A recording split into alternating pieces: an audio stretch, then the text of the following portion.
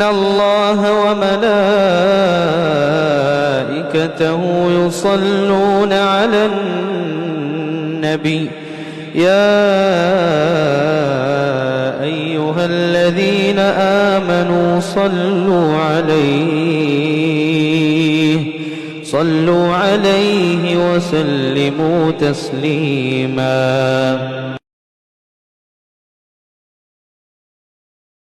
السلام علیکم ورحمۃ اللہ وبرکاتہ.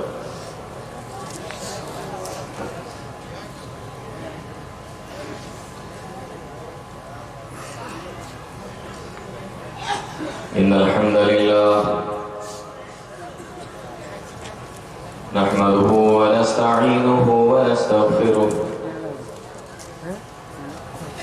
ونعوذ باللہ من شرور انفسنا ومن سیئات اعمالنا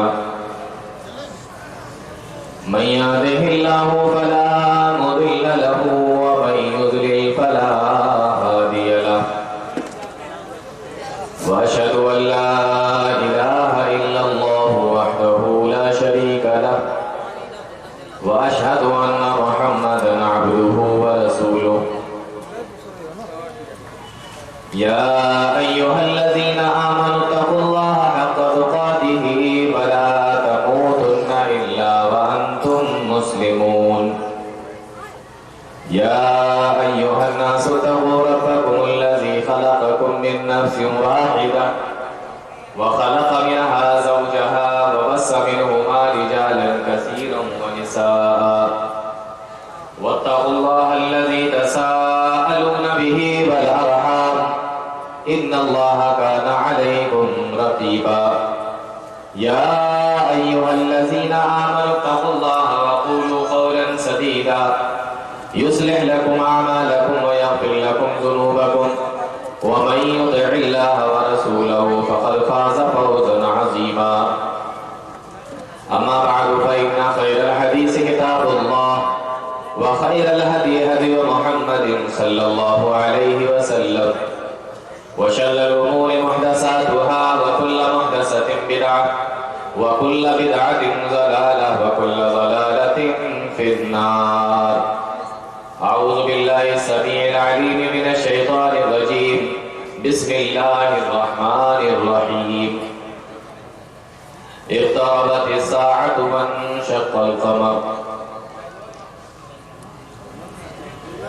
محترم سامعین،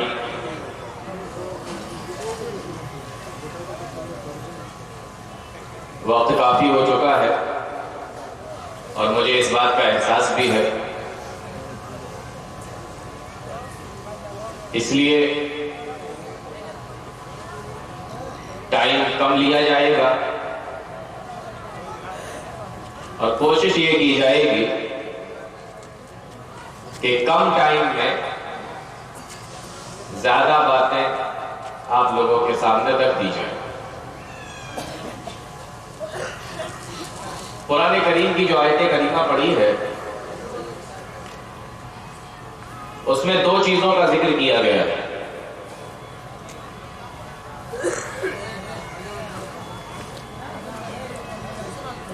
اور یہاں پر ایک بات اور سمجھ لیں کہ مجھے جس عنوان کے تحت، جس مضمون کے تحت مجھے بات کرنی ہے وہ ہے قیامت کی نشانی. علماء نے قیامت کی نشانیوں کو دو حصوں میں بانٹا. کچھ نشانیاں چھوٹی ہیں اور کچھ نشانیاں بڑی ہیں. بات زیادہ لمبی نہ ہو جائے اس لیے میں آپ کو یہ نہیں بتا رہا ہوں کہ نشانی کس کو کہتے ہیں. آپ اپنی زبان میں اپنی سمجھ کے مطابق نشانی کا جو ترجمہ کر سکتے ہیں، جو مفہوم سمجھ سکتے ہیں، بس وہی نشانی ہوتی ہے. قرآن کریم کی اس آیت کے اندر اللہ رب العالمین نے بیان فرمایا اقتربت الساعہ، قیامت قریب آ گئی. قیامت اس کی نشانی کیا ہے؟ اس کی دلیل کیا ہے کہ قیامت قریب ہے؟ آگے اللہ رب العالمین نے فرمایا وانشق القمر، چاند پھٹ گئے۔ ہم اور آپ لوگ یہ جو چاند دیکھتے ہیں، یہ چاند ایک موقع ایسا آ چکا ہے کہ یہ 2 ٹکڑے ہو چکا ہے۔ اور ایسا بھی سننے میں آیا کہ جب سائنٹسٹ چاند پر گئے تو انہوں نے وہاں ایک ایسی لائن چاند کے اوپر اور ایسی لکیر چاند کے اوپر دیکھی جس سے یہ اندازہ ہو رہا تھا کہ شاید کسی موقع پر یہ چاند یہاں سے پھٹ جائے گا یا یہ چاند پھٹا ہوگا، یہاں سے 2 حصوں میں بٹ جائے گا۔ یہ الگ بات ہے کہ اسلام کی صداقت کو چھپانے کے لیے انہوں نے اس چیز کا ظاہر نہیں کیا، یا کیا تو دبے الفاظوں میں کیا۔ تو قیامت کی پہلی نشانی اللہ رب العالمین نے جو اس آیت کے اندر بیان فرمائی وہ کیا ہے کہ چاند، بولو میری بات سمجھ میں آ رہی ہے آپ لوگوں کو؟ سمجھنے میں کوئی دقت تو نہیں ہو رہی ہے؟ کتنے لوگوں کی سمجھ میں نہیں آ رہی؟ ذرا ہاتھ اٹھائیے۔ سب کی سمجھ میں آ رہی ہے؟ تو قیامت کی پہلی نشانی یہ ہے اس آیت کے اندر جو بتائی گئی کہ چاند پھٹ جائے گا، اور آپ کو شاید معلوم ہو کہ چاند پھٹ چکا ہے۔ یہ قیامت کی اس ٹائم کی بات نہیں چل رہی ہے جب چاند، ستارے، سورج، زمین، آسمان، پہاڑ، درندے، پرندے سارے کے سارے تباہ و برباد ہو جائیں گے، اس ٹائم کی بات نہیں چل رہی۔ اگر یہ اس ٹائم کی بات ہوتی تو چاند کو الگ سے ذکر کرنے کی کوئی ضرورت ہی نہیں تھی۔ پتہ یہ چلا کہ قیامت سے پہلے قیامت کی نشانی کے طور پر ایک وقت ایسا آئے گا کہ چاند 2 ٹکڑے ہو جائے گا۔ سیرت کی کتابیں اٹھائیے، حدیث کی کتابیں اٹھائیے، بخاری کی روایت ہے۔ آدھی رات ہے، پیارے نبی صلی اللہ علیہ وسلم منا کے میدان میں ہیں، مشرکین مکہ، سرداران مکہ پیارے نبی کے پاس میں پہنچے اور جا کر کہنے لگے اے محمد، بولو صلی اللہ علیہ وسلم، اگر تم میرا ایک مطالبہ مان لو، میری ایک بات مان لو، تو ہم تمہیں اللہ کا نبی مان لیں گے، تمہیں رسول مان لیں گے، تمہیں نبی مان لیں گے۔ پیارے نبی نے کہا بتاؤ، کہاں یہ جو آسمان پہ چاند دیکھ رہے ہو، چاند آسمان پہ چمک رہا ہے، آدھی رات کا وقت ہے، مینا کا میدان ہے، اور پیارے نبی صلی اللہ علیہ وسلم سے مطالبہ کیا جا رہا ہے، یہ چاند جو تم دیکھ رہے ہو، اگر اس کو ابھی ہمارے سامنے 2 ٹکڑے کر دو گے، 2 حصوں میں بانٹ دو گے، تو ہم تمہیں نبی مان لیں گے، ہم تمہیں رسول مان لیں گے، ہمارا تمہارا جھگڑا ختم ہو جائے گا۔ اور نبی کی تو یہ خواہش رہتی تھی ہمیشہ کہ لوگ ایمان لے آئیں کسی طریقے سے، زیادہ سے زیادہ ایمان لے آئیں۔ اللہ سے دعا کی اے اللہ اس مطالبے کو پورا فرما دے۔ حدیثوں کے اندر آیا اللہ رب العالمین نے چاند کے 2 ٹکڑے کر دیے۔ صحابی رسول بیان فرماتے ہیں چاند کا ایک ٹکڑا اس پہاڑ کی اس طرف تھا اور چاند کا دوسرا ٹکڑا پہاڑ کے اس طرف تھا، اور بیچ میں پہاڑ نظر آ رہا تھا۔ چاند 2 حصوں میں بٹ گیا۔ اب تو ایمان لے آنا چاہیے تھا نا، لیکن ایمان نہیں لائے، اور جانتے ہو کیا کہا؟ کہنے لگے اے محمد صلی اللہ علیہ وسلم، ہم تو یہ سمجھتے تھے کہ تم بہت بڑے جادوگر ہو، تمہارا جادو دنیا کی ہر چیز کے اوپر چلتا ہے، زمین کی ہر چیز کے اوپر تمہارا جادو چلتا ہے، لیکن ہمیں یہ نہیں معلوم تھا کہ تم اتنے بڑے جادوگر ہوگے کہ تمہارا جادو آسمان پر بھی چل جائے گا، چاند پر بھی چل جائے گا، تم اتنے بڑے جادوگر ہو، ہم اس بات کو نہیں جانتے تھے۔ اور یہ کہا، اور کہنے کے بعد وہاں سے بھاگ کھڑے ہو جاتے ہیں، سارے کے سارے چلے جاتے ہیں۔ تو میں یہ بتا رہا تھا کہ اللہ نے جو یہ فرمایا کہ اقتربت الساعۃ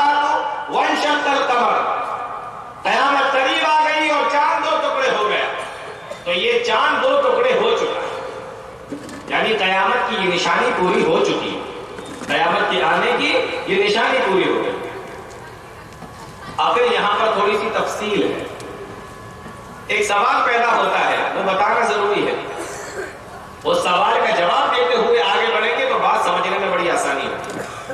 سوال یہ ہے کہ اگر چاند 2 ٹکڑے ہوا تو ساری دنیا کو پتہ کیوں نہیں چلا؟ ایسا تو نہیں ہے کہ سعودی عرب میں کوئی اور چاند نکلتا ہے، ہندوستان کے اندر کوئی اور چاند نکلتا ہے، دبئی میں کوئی اور نکلتا ہے، امریکہ میں کچھ اور نکلتا ہے، انگلینڈ میں کوئی اور چاند نکلتا ہے، ایسا تو نہیں ہے نا؟ ساری دنیا میں ایک ہی چاند نکلتا ہے۔ تو مکہ میں اگر چاند کے 2 ٹکڑے ہوئے، نبی کا معجزہ ظاہر ہوا، تو ساری دنیا کے لوگوں نے کیوں نہیں دیکھا کہ ارے آج تو چاند کے 2 ٹکڑے ہو گئے؟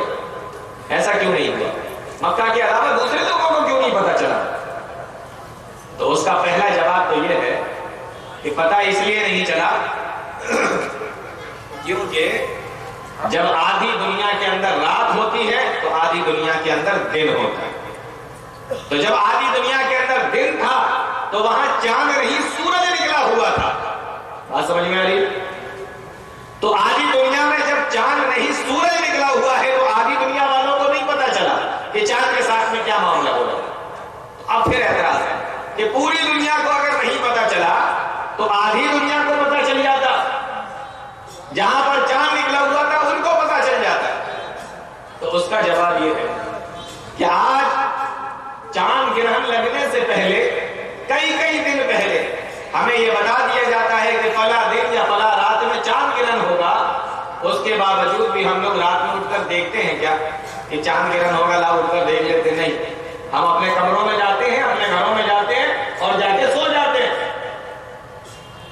جب ہمیں بتا دیا جاتا ہے تب بھی ہم نہیں دیکھتے، اور یہاں تو کسی کو پتا ہی نہیں تھا، تھوڑے سی دیر کے لیے اچانک ہوا اور صحیح ہو گیا، تو کتنے لوگ دیکھ رہے ہوں گے؟ ہم لوگ پوری رات ایسے یوں چاند تو نہیں دیکھتے رہتے کہ ابھی کچھ ہوگا ابھی کچھ ہوگا، ایسا تو نہیں کرتے۔ چاند نکلا ہوگا۔ ہم میں سے کتنے لوگ ایسے بیٹھے ہیں جو اتنی رات ہونے کے باوجود ابھی بھی کسی نے چاند نہیں دیکھا ہوگا؟ کیا آسمان پہ لاؤ چاند بھی دیکھ لیں؟ میں غلط تو نہیں کہہ رہا؟ تو جب ہم دیکھتے ہی نہیں تو ہمیں پتا کیسے چلے گا؟ اب لوگ کہتے ہیں کہ امریکہ والوں کو کیوں نہیں پتا چلا، انگلینڈ والوں کو؟ ارے بھیا، امریکہ والوں کو کیسے پتا چلے گا؟ 300 سال تو پہلے تو امریکہ ملا ہے، اس سے پہلے تو کسی کو یہ نہیں پتا تھا کہ امریکہ نام کا کوئی ملک دنیا کے اندر ہے بھی کہ نہیں، اس کا تو خود ہی وجود نہیں تھا۔ تو اس لیے یہ اعتراض بالکل بےہودہ ہے۔ اب اگر کوئی یہ کہے کہ اگر اتنا بڑا حادثہ ہے تو دنیا کی کسی کتاب کے اندر یہ لکھا ہوا کیوں نہیں ہے کہ چاند کے 2 ٹکڑے ہو گئے تھے؟ تو آپ کہنا کہ ہماری جو کتاب ہے جس کو ہم قرآن کریم کہتے ہیں، جس پر ہمارا ایمان اور یقین ہے، اس کتاب میں لکھا ہوا ہے کہ چاند کے 2 ٹکڑے ہوئے تھے، ہمارے لیے بس اتنا کافی ہے، ہمیں بہکانے کی اور ہمارے اوپر اعتراض کرنے کی کوشش نہ کی جائے۔ بات سمجھ میں آ گئی؟ اب آگے بڑھے تو قیامت کی پہلی نشانی چاند 2 ٹکڑے ہو جائے گا، اور چاند 2 ٹکڑے اللہ کے نبی صلی اللہ علیہ وسلم کے زمانے میں ہو چکے۔ دوسری نشانی دیکھیں، پیارے نبی ارشاد فرماتے ہیں بعثت انا والساعۃ کہاتین۔ اللہ کے نبی ارشاد فرماتے ہیں کہ میں اور قیامت بالکل اس طریقے سے بھیجے گئے ہیں جس طریقے سے میری یہ 2 انگلیاں ہیں۔ یہ دوسری نشانی بتائی جائے، میں اور قیامت بالکل اس طریقے سے بھیجے گئے ہیں جس طریقے سے میری یہ 2 انگلیاں ہیں۔ اب آپ ان 2 انگلیوں کو دیکھ لیجئے، ان دونوں انگلیوں کے بیچ میں کوئی تیسری انگلی نہیں ہے۔ اس سے پتہ یہ چلا اللہ کے نبی صلی اللہ علیہ وسلم جب اس دنیا کے اندر تشریف لائے اور ان کے بعد میں قیامت آئے گی، بیچ میں کوئی نبی نہیں آئے گا۔ بیچ میں کچھ ہے کیا؟ کوئی دوسری انگلی نہیں ہے نا؟ تو پتہ کیا چلا کہ نبی کے بعد اب سیدھے قیامت آئے گی، کوئی نبی نہیں آئے گا۔ اب اگر کوئی اپنے آپ کو نبی ہونے کا دعویٰ کرتا ہے تو وہ کون ہے؟ جھوٹا ہے، کذاب ہے، دجال ہے، نبی نہیں ہو سکتا، کیونکہ یہ 2 انگلیاں نبی نے دکھائی اور ان 2 انگلیوں کے بیچ میں کوئی دوسری انگلی، تیسری انگلی نہیں۔ اتنی بات سمجھ میں آئی؟ ایک بات اور بتاؤں گا، نبی نے کہا یہ 2 انگلیاں میری. اچھا آپ اپنی ان 2 انگلیوں کو چیریے, اس کو پھیلائیے. آپ کتنی زیادہ پھیلا سکتے ہیں؟ یہ جو بیچ کا حصہ دیکھ رہے ہو نا, یہ حصہ دکھ رہا ہے, بیچ کا یہ جو حصہ دیکھ رہے ہو, اس سے زیادہ نہیں کھول سکتے آپ. اس سے زیادہ کھولو گے تو یہ بیچ میں سے پھٹ جائے گی. اس سے زیادہ نہیں کھول سکتے. پتہ یہ چلا کہ نبی کے آنے کے بعد اور قیامت کے بیچ یہ ہمارے ہاتھ کے انگلی کے بیچ میں یہ جو ذرا سا حصہ ہے نا, بس اتنا سا ٹائم بیتنا ہے اور قیامت آ جائے گی. بات سمجھ میں آ رہی؟ تیسری چیز, نبی نے یہ 2 انگلیاں دکھائی. اب یہ دیکھ کر بتاؤ اس میں سے دونوں انگلیاں برابر ہیں کیا, یا ایک چھوٹی ہے ایک بڑی ہے؟ ایک چھوٹی ایک بڑی ہے نا. حدیث کی شرح کرنے والوں نے لکھا ہے, علماء نے لکھا ہے کہ یہ جو بڑی انگلی ہے نا, یہ حضرت آدم علیہ السلام سے لے کر نبی تک کا زمانہ ہے.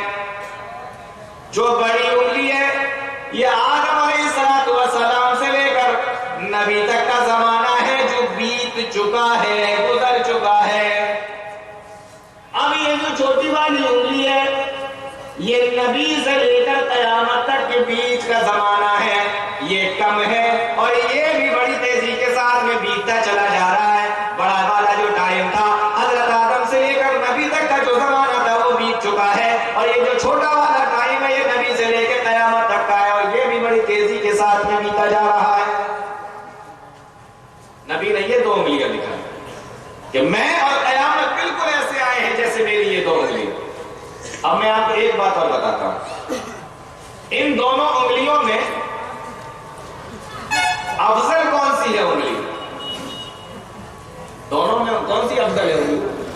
یہ والی بڑی والی یا یہ چھوٹی والی؟ چھوٹی والی. کیوں؟ کیونکہ نماز میں ہم لوگ اس سے کیا کرتے ہیں؟ اشارہ کرتے ہیں. ہم لوگ اس کو تشہد کی انگلی بھی بولتے ہیں. تو اس سے اشارہ کرتے ہیں نماز کے اندر, تو اس انگلی کی فضیلت زیادہ ہے, اور اس سے اشارہ نہیں کرتے. یہ بڑی ضرور ہے لیکن اس کی فضیلت کم ہے. تو آدم سے لے کر نبی تک کا زمانہ بڑا ضرور ہے لیکن فضیلت کے اعتبار سے کم ہے, اور یہ انگلی چھوٹی ہے, یہ زمانہ چھوٹا ہے, یہ نبی سے لے کے قیامت تک کا زمانہ ہے, لیکن چھوٹا ہونے کے باوجود یہ پہلے کے زمانے سے زیادہ فضیلت والی ہے. تو نبی نے یہ 2 انگلیاں دکھائی. قیامت کی دوسری نشانی, نبی کریم صلی اللہ علیہ وسلم فرماتے ہیں بعثت انا والساعۃ کہاتین, میں اور قیامت بالکل ایسے بھیجے گئے ہیں جیسے یہ 2 انگلیاں. اب بتاؤ ان 2 انگلیوں کے بیچ میں کتنی دوری ہے؟ نبی کریم صلی اللہ علیہ وسلم اس دنیا کے اندر آئے اور آپ چلے گئے, اب سیدھے قیامت آنے والے. ٹائم زیادہ نہیں. ایک اور چیز بتاؤ, ایک مرتبہ انسان کی شکل میں حضرت جبریل امین اللہ کے نبی صلی اللہ علیہ وسلم کے پاس آئے, اور نبی کریم صلی اللہ علیہ وسلم کے پاس میں آ کر انہوں نے چند سوال کیے. حدیث بڑی لمبی ہے, میں آپ کو مختصر طور پہ صرف وہ بات بتاؤں گا جو مجھے آج بتانا. کہا اللہ کے نبی مجھے بتائیے ایمان کس کو کہتے ہیں, مجھے بتائیے اسلام کس کو کہتے ہیں, مجھے بتائیے احسان کس کو کہتے ہیں. نبی نے ان کے سوالوں کا جواب دے دیا.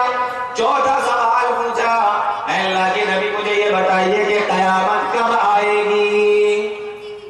نبی نے کہا مل مسئول عنہا بعلم من السائل, وہ پوچھنے والے جتنا قیامت کے بارے میں تجھے علم ہے اتنا ہی مجھے علم ہے. اللہ کے علاوہ کوئی نہیں جانتا کہ قیامت کب آئے گی. لا یجلیہا لوقتہا الا ہو, اللہ کے علاوہ کوئی دوسرا نہیں جانتا کہ قیامت کب آئے گی. ہمیں بھی نہیں معلوم, تمہیں بھی نہیں معلوم. جبریل امین نے سوال کیا, اے اللہ کے نبی اگر قیامت کا علم, قیامت کب آئے گی اس کا علم نہیں ہے, تو آپ مجھے یہ بتا دیجئے کہ قیامت کی نشانیاں کیا ہیں, قیامت آنے کی نشانیاں کیا ہیں, کیسے پتا چلے گا کہ قیامت آنے والی ہے. پیارے نبی صلی اللہ علیہ وسلم نے ارشاد فرمایا, دیکھو قیامت کی نشانیاں بتا رہے ہیں. آپ نے فرمایا ان تلد الامۃ ربتہا, قیامت کی پہلی نشانی یہ ہے کہ لونڈی اپنے مالک کو پیدا کرے گی, اپنے مالک کو جنے گی. تو سمجھ میں آیا؟ نہیں سمجھ میں آیا ہوگا. اس کا آسان سا مفہوم یہ سمجھ لو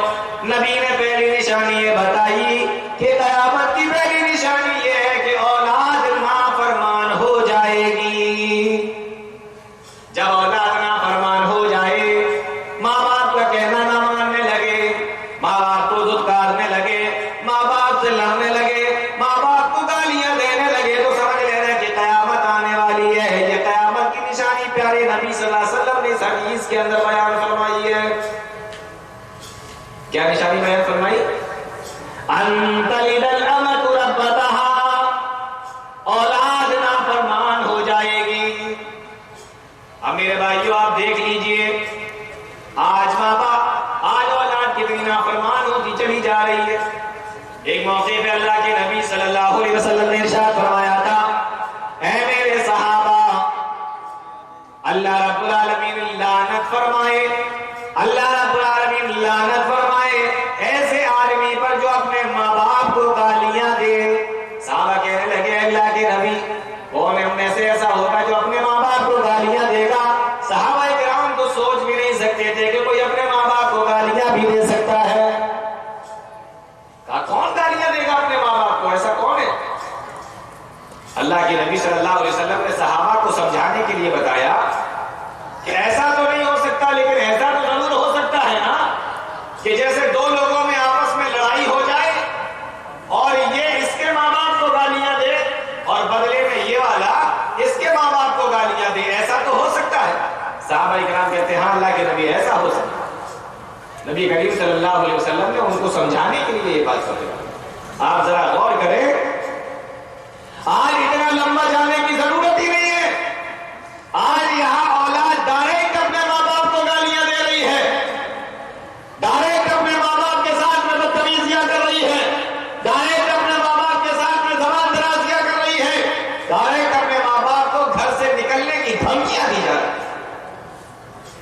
کتنی مرتبہ ایسا ہوا، آپ نے بھی دیکھا ہوگا کہ بوڑھے ماں باپ ہیں، جوان اولاد ہے، اور بوڑھے ماں باپ اپنی جوان اولاد کے سامنے بولنے سے ڈرتے ہیں۔ اور اگر کبھی ایسا ہوتا ہے میرے بھائی ہوتی ہے آپ کے لیے، اس سے زیادہ لعنت کی کوئی بات ہو نہیں سکتی، اس سے زیادہ افسوس کی کوئی بات نہیں ہو سکتی کہ آپ کے ماں باپ بوڑھے ہونے کے بعد اور آپ کے جوان ہونے کے بعد آپ کے سامنے زبان کھولنے سے ڈرتے ہو کہ پتہ نہیں کب میرے بیٹے کو غصہ آ جائے اور یہ کم مجھ سے بدتمیزی کرنے لگے، اور پتہ نہیں کب میری بیٹی کو غصہ آ جائے اور یہ کم مجھ سے بدتمیزی کرنے لگے۔ فرمایا ان تلد الامۃ ربتها، قیامت کی پہلی نشانی یہ ہے کہ اولاد نافرمان ہو جائے گی۔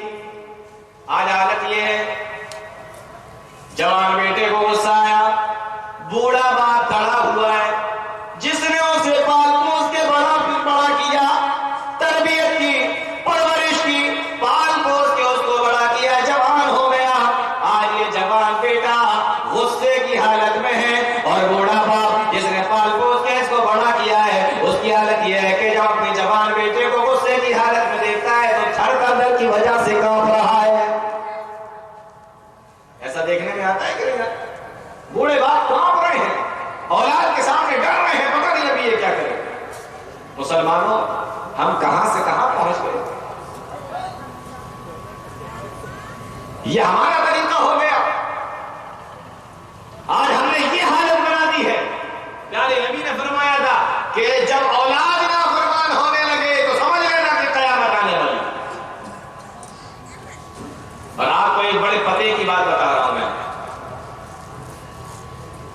آپ نے بہت تقریریں سنی ہوں گی، بہت خطبے سنے ہوں گے، بہت درس سنے ہوں گے، اور علماء ہمیں یہ بتاتے ہیں کہ جب نبی کریم صلی اللہ علیہ وسلم اس دنیا میں نہیں آئے تھے، زمانہ جاہلیت تھا، عرب کے اندر کوئی برائی، کوئی گناہ ایسا نہیں تھا جو ان میں پایا نہ جاتا۔ یہ سنا ہے کہ نہیں سنا؟ بہت بار سنا۔ کوئی گناہ ایسا نہیں تھا جو ان کے اندر پایا نہ جاتا ہو۔ علماء بتائیں گے زنا وہ کرتے تھے، چوریاں وہ کرتے تھے، قتل وہ کرتے تھے، ڈاکے وہ ڈالتے تھے، مسافروں کو وہ لوٹتے تھے، بچیوں کو زندہ دفن وہ کر دیا کرتے تھے، جھوٹ وہ بولتے تھے، گالیاں وہ بکا کرتے تھے، غیبتیں وہ کرتے تھے، چغلیاں وہ کرتے تھے، شرک وہ کرتے تھے۔ کوئی گناہ ایسا نہیں تھا جو ان کے اندر پایا نہ جاتا ہو۔ لیکن آج تک آپ نے کسی عالم سے یہ نہیں سنا ہوگا کہ زمانہ جاہلیت میں وہ اپنے ماں باپ کو بھی ستاتے تھے اور گالیاں دیتے تھے۔ اس دور کے کافر، اس دور کے مشرک، جب اسلام نہیں آیا تھا اس وقت بھی وہ اپنے ماں باپ کو پریشان نہیں کرتے، اپنے ماں باپ کو نہیں ستاتے، اپنے ماں باپ کو گالیاں نہیں دیتے، اپنے ماں باپ کی عزت کیا کرتے۔ آج ہماری حالت ان سے بھی زیادہ بدتر ہو گئی ہے مسلمانوں، یہ سوچنے کی بات ہے۔ تو تو پیارے نبی صلی اللہ علیہ وسلم نے پہلی نشانی اس حدیث کے اندر کیا بتائی؟ ان تلد الامۃ ربتها، اولاد نافرمان ہو جاؤ۔ ایک صحابی رسول اللہ کے نبی صلی اللہ علیہ وسلم کے پاس میں آئے اور زاد و قدار رو رہے ہیں، آنکھوں میں آنسو ہیں۔ اللہ کے نبی پوچھنے لگے، اے میرے صحابی، اے نوجوان، کیا بات ہے، کیوں اتنا رو رہا ہے؟ فرمایا انی اصبت ذنبا عظیما، اے اللہ کے نبی، مجھ سے بہت بڑا گناہ ہو گیا ہے۔ کون سا گناہ ہوا؟ حدیثوں کے اندر یہ نہیں بتایا گیا، وہ تو صحابہ اکرام تھے، چھوٹا سا بھی گناہ ہوتا تھا اس کو بڑا سمجھتے تھے، آج ہم سے بڑے گناہ ہو جاتے ہیں اس کو چھوٹا بھی نہیں سمجھتے۔ اللہ کے نبی، ہم سے بہت بڑا گناہ ہو گیا ہے۔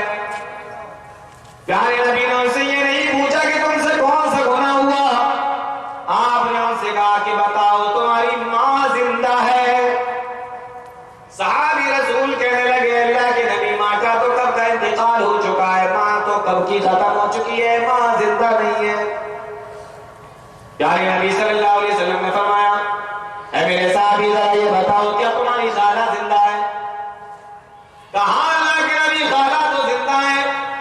پیارے نبی صلی اللہ علیہ وسلم نے فرمایا، اے میرے صحابی، جاؤ اور اپنی خالہ کے ساتھ میں نیک سلوک کرو، اپنے خالہ کے ساتھ میں حسن سلوک سے پیش آؤ، ان سے اچھے طریقے سے بات کرو، ان سے اچھے طریقے کا برتاؤ کرو، نیک برتاؤ کرو، اچھے طریقے سے ان سے پیش آؤ۔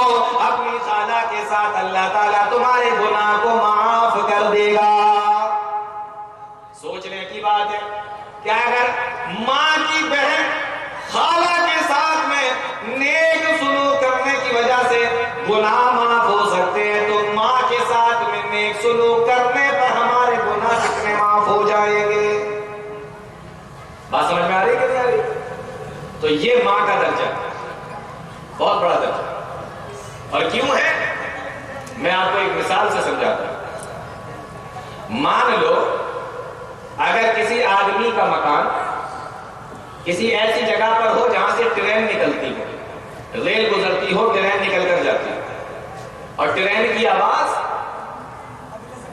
کئی کلومیٹر دور تک جاتی ہے، اور جب نکل کے جاتی ہے تو آس پاس جو مکان ہوتے ہیں، جو گھر ہوتے ہیں، وہ یوں ہلنے لگتے ہیں، ایسا لگتا ہے کہ ابھی گر جائے گا۔